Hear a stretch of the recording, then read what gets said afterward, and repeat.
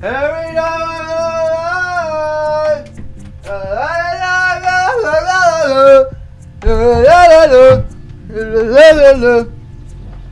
Hey, what's up, everybody? It's JoRadical,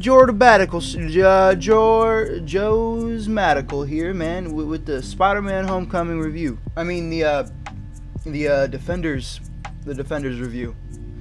That's what I meant. I actually just finished the series an hour or so, not even an hour ago, but I decided to give myself a little bit of time to digest it before I really got into making the review. As anyone who knows me knows, Spider-Man is of course my favorite superhero, but at a very, very close second, fighting for that top spot, is Daredevil. And to be able to see him in another series is wonderful. Along with Iron Fist, Luke Cage, and Jessica Jones, it just was a great experience all around. I think, straight off the bat, without going further in depth into it, it's a strong 9 out of 10. Would be a 10, but it got off to a slow start, and it took some time for them to get together and sort of have their relationship fully actualized, or realized rather. But once it happened, it was very good. I saw a lot of people on the internet calling it Daredevil, with some extra people in it, and that's actually is not too far off. The story was very centered around, spoiler alert, very centered around the Hand and their dealings with New York City.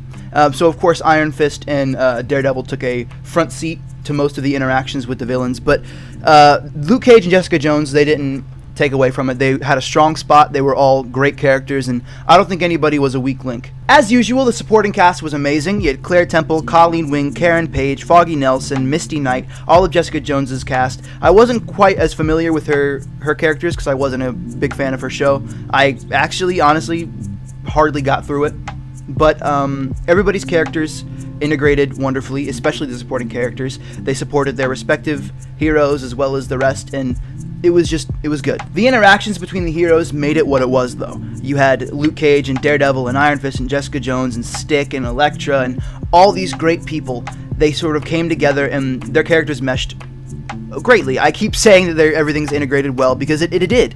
It wouldn't have worked if the different elements from the different shows didn't come together quite right. But they did it right. Their fighting styles all worked out. Their powers all worked out. Their characters all worked out. Their personalities, their missions all worked out. Their villains and everything. It was just a great experience. It was quite honestly what I've been waiting for since I saw Daredevil.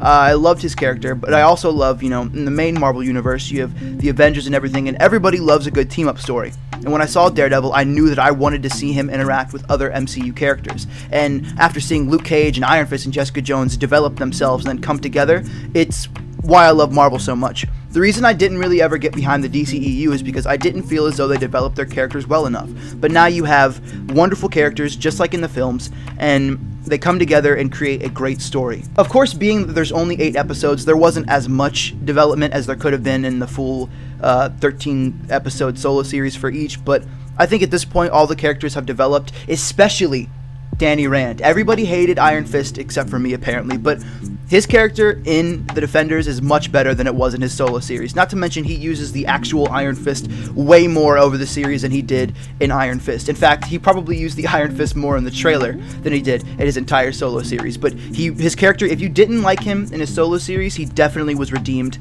this time around. And if you were like me and one of the characters didn't appeal to you much before The Defenders, for me personally, it was Jessica Jones. But now that I've seen The Defenders, I like the way her character works with everybody else, and I'd love to see more of her. So I'm probably going to take another dive into her series and see if I like her. I know she's getting a 2nd season. I know Luke Cage is, Iron Fist, and Daredevil's getting a 3rd season.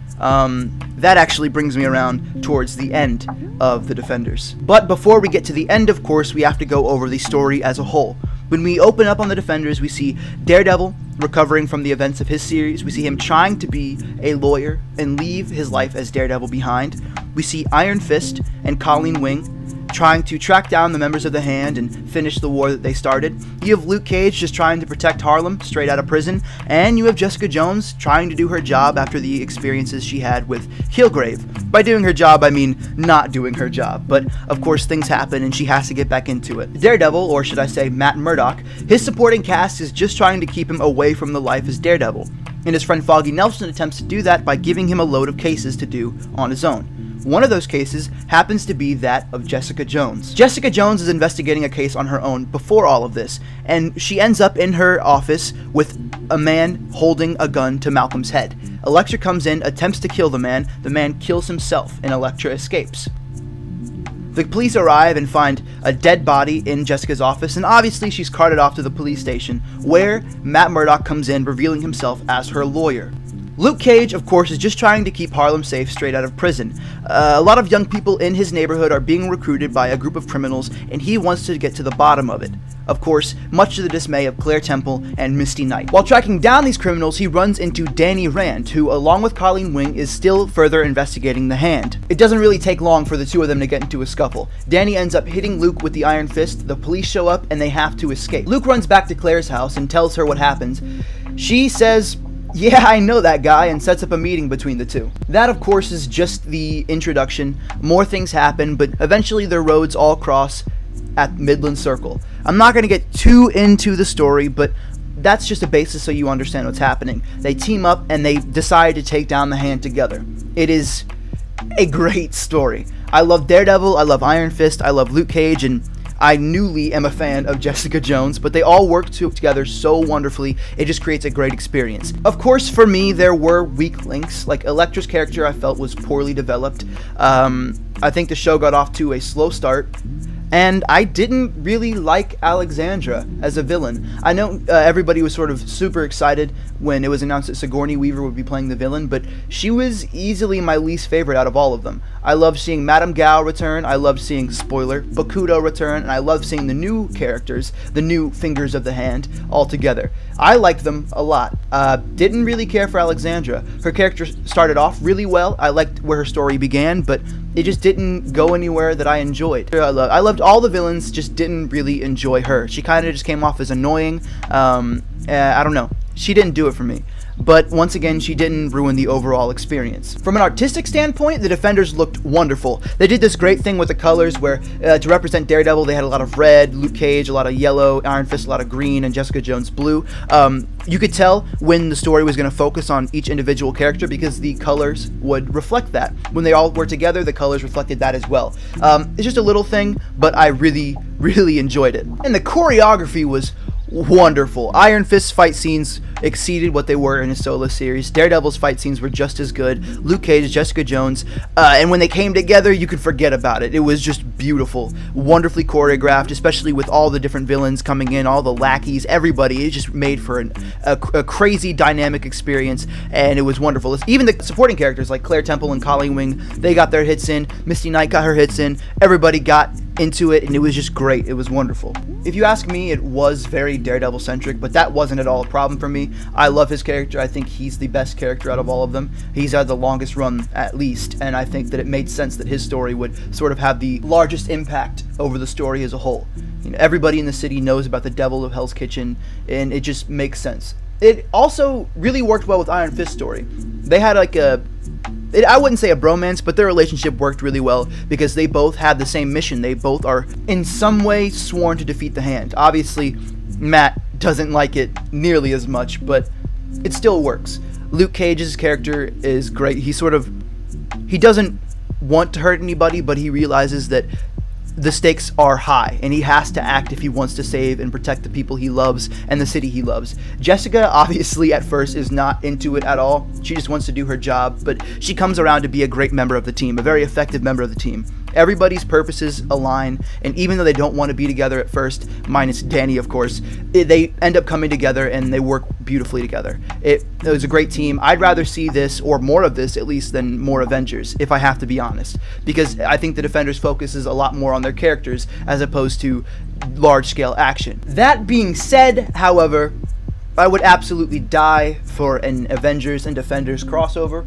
I would die for a Spider-Man and Defenders crossover. They're all street-level heroes, and considering how Spider-Man interacts with them in the comics, I think it would be great. A lot of people speculated that the Punisher would show up, and just to avoid any disappointment for you guys, he doesn't. He doesn't show up. At the end of the last episode, after the credits, it shows his teaser trailer, but if you've seen that on YouTube, it's there. It's already there. You don't have to worry about that. At the very end of the series, as light of spoilers as I possibly can, there is a lot of uncertainty, and there's a lot of nods to things that I am very excited for. I won't get into it, but after the Defenders, I am looking forward so intensely to the next chapter in these heroes' lives, especially to see them come together for another season of the Defenders. I'm sure we would all love that. But where the characters began and where they are now, I am happy that I saw their journey this far, and I am excited to see where they go after this. Now, I haven't posted anything on this channel in a long time, and as for a review, this is very rambly, it's very casual, it's very ill-prepared, I guess I should say, but I don't think it's necessary to have a very well-structured review. I think as a fan, speaking to other fans, this is just my thoughts, this is what I felt about it, and I'm sure that you will all love it just as much as I do. In fact, I actually watched the entire series with my little brother, who hasn't seen any of their solo series, and he still had an amazing time. He loved every minute of it. He and I were both screaming and shouting at the exact same parts, and just because of that, I think this is a show for everyone, but especially for the fans of Marvel and these characters' solo series. Honestly, if you've watched their solo series, you're probably going to watch this without me telling you to, but if you were having doubts by some stretch of the imagination, watch it. If you haven't gotten into the characters, watch their series and then watch this. If you don't watch it or you don't want to, that's, I mean, kind of weird that you got this far into the video. But I mean, hey, thanks for watching. Make sure to like, comment, subscribe, watch some of Albright's videos and everybody else's videos. Or you could just watch the Defenders forever. I sure might. Anyways, I'll see you guys next time.